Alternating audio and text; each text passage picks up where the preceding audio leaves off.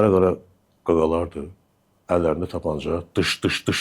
Bu saat biz olmadığımız zamanda işləməsin. Çox belə ət dökə bir senariydi. Belə, medianın nəyinə lazımdır? Media getsin, hansısa bir müğənninin qaydırovunu çəksin, neçə cüt tufliləri var, paltarları var, onları çəksin. İstədim orada deyəm ki, vicdansız və bizim ailəmiz, uşağımız ailə uşağı deyil. Mən deyərdim ki, aktyor kimi qalmaq. Yəni ikinci. Birinci, zaten sən aktyor doğulursan. Hərdən bir özümə sual verirəm ki, niyə mən aktyor oldum? Niyə polis olmadım? Niyə hərbiçi olmadım? Niyə mən bank işçisi olmadım? Məhz aktyor oldum. Yəni aktyor zaten aktyor doğulur. Aktyor demək deyil ki, sən ancaq istedadlı olmalısan. Xeyr, sənin səbrin olmalıdır. Sənin davamiyyətin olmalıdır. Məsələn, köhnə aktyorlarda mən Allah ona rəhmət eləsin, bizim görkəmli aktyorumuz Həsən Məmmədov. Həmişə onun haqqında danışırlar ki, çəkiliş plaşatkasında artıq o grimini, geyinib, grimlənib, ilk öncə zamanı gözləyir. Və bir neçə saatdan sonra gəlib yaxınlaşırlar ki, Həsən müəllim, bugün sizin yeriniz çəkilməyəcək, çatıra bilmədik. Heç bir problem yoxdur. Gedir, grimini təmizləyir, paltarını geri çıxıb gedir evinə işləyir. Amma indiki aktyorlar, indiki gənc aktyorlar bunu edir, xeyr, davamiyyət yoxdur.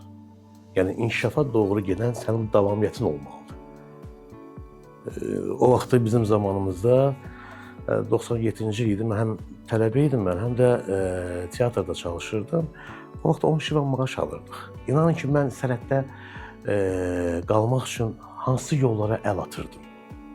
Fəhlə işlədim, klonda işləmişəm, şaxtlıqda işlədim. Çünki mən tək deyildim, artıq mənim ailəm var idi, mən onları dolandırmalıydım. Onların günahı deyil ki, mən aktyoram. Ona görə də mən həm sənətimi, həm də ailəmi paralel şəkildə apardım ki, mən sənətdən çıxmayayım və ailəm də məni atıb getməsin. Bilirsiniz, Allah bizim ölkə başçımızın canını sağ eləsin.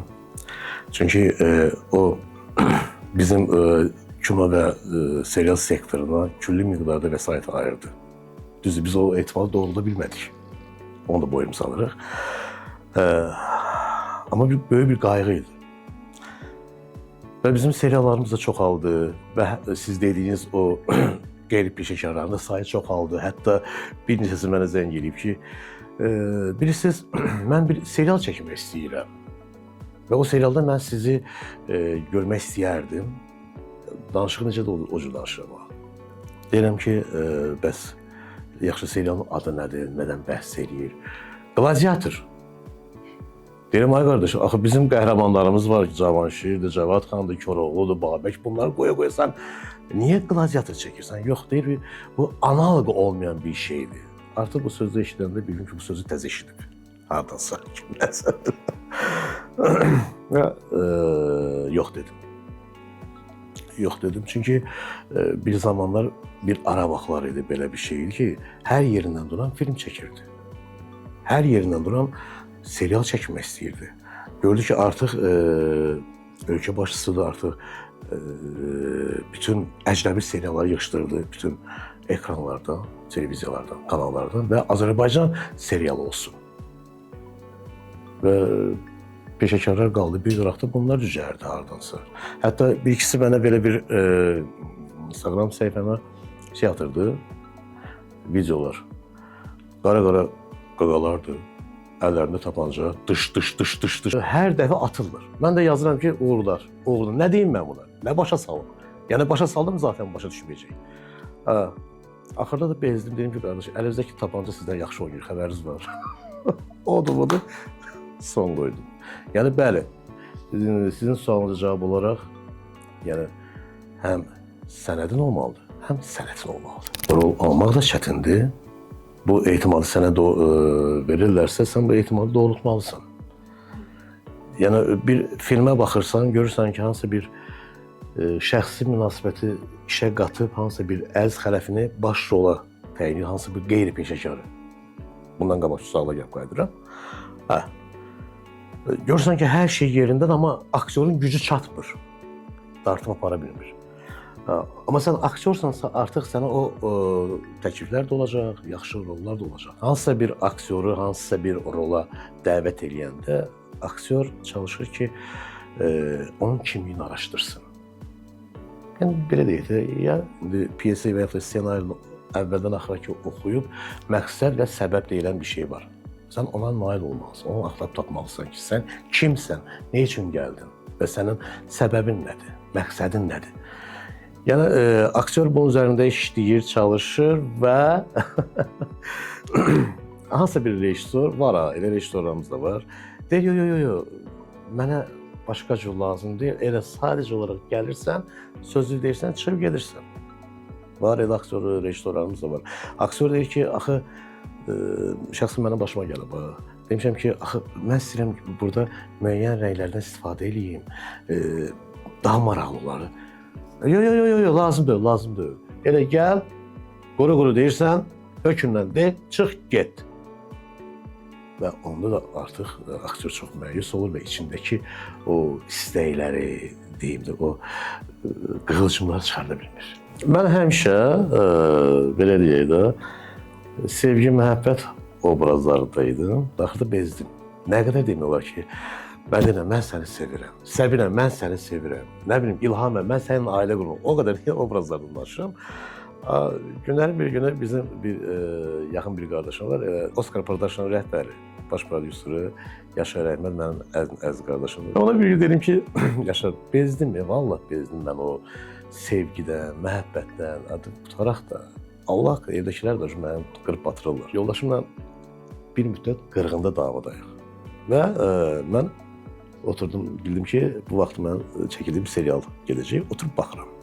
Həmin vaxtı da sevgi, məhəbbət obrazı idi və obraz, yəni serialda da Rəşad deyir ki, bilirsən, filan kəs, mən səni orada çox sevirəm və saat hədiyyə edirəm ona, deyirəm ki, bu saat biz olmadığımız zamanda işləməsin, çox belə ət dökən bir senaryo edilməsə belə, yoldaşım oturub orada qoyardı ki, buna bax, mənə də ağzına gələn deyil, amma burada məhəbbətdən, sevgidən danışır. Və qardaşıma deyəndə ki, bəs mənə mənfi obraz verin, nə olar bir dəfə. Və belə uğurlu alındı. Ondan sonra elə çatan mənə mənfi obraz verin. Axırda bir rejissorumuz var, Allah ona rəhmət eləsin, Vaqif Əsədov. Dedim ki, Vaqif müəllim, hətta burada da mənfi, filmdə də mənfi, evdə də artıq mənfi oluram, bir müsbət elindən. Valla, müsbət obrazlarım var, mənim Qaydası döyüş serialı. Orada müsbət obrazım və o obrazımı o da çox sevirəm. Və hətta belə bir şey deyim, o filmdə, serialda daha doğrusu bir hadisə baş verdi. Biz elə bir ki, botanika bağında da çəkişlər oradaydı. Artıq əlimizdə silah, qovuruq, hansısa bir cinayətkarı qovuruq, nəsə belə və atışmalar əmələ başladı. Bildiyin atışma, amma düzdür, xalasto güllələrdir hamısı. Bir də gördük ki, ağacın altından, çox belə kol fason bir ağacı idi böyük, qızla oğlan çıxdı. Oğlan necə götürüldü? Qız qalıb, dili ağzı belə əyilir. Deyim, qurbanım, biz aktyoruq, belə bizlər ki, burada əməli başa atışma gedir də. Axırda oğlanı çağırdım, dedim, yeşik kişisə, ayıb deyil, qızı qoyub qaçmaq olar. Elə layihələrimiz var ki, aylarla çalışmışıq, işləmişik. Amma hansı bir media gəlib çəkməyib, bunu işıqlandırmayıb. Medianın nəyinə lazımdır? Media gəlsin, hansısa bir müğənninin qaydirovunu çəksin, neçə cüt tufilləri var, paltarları var, onları çəksin. Aktyorun işini çəkmir və tamaşaçı da artıq son hazır bir məhsula baxır.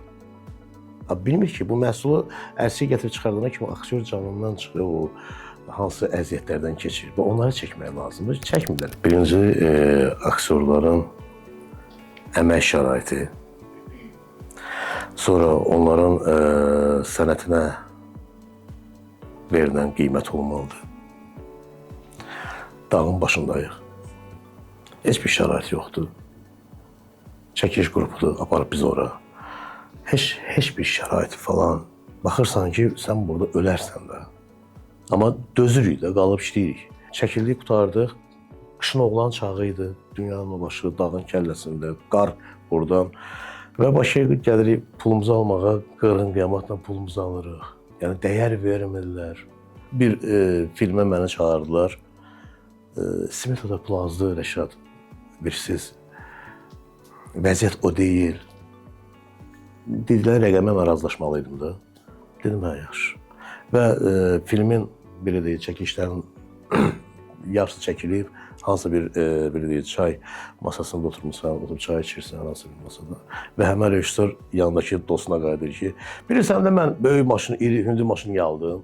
Bilirsən, mən uşaqlarım da maşında olacaq da, bir hadisə zad olanda sığortalansın. İstədim orada deyəm ki, vicdansız və bizim ailəmiz, uşağımız ailə uşağı deyil. Bir neçə il bundan qabaq kino günü idi.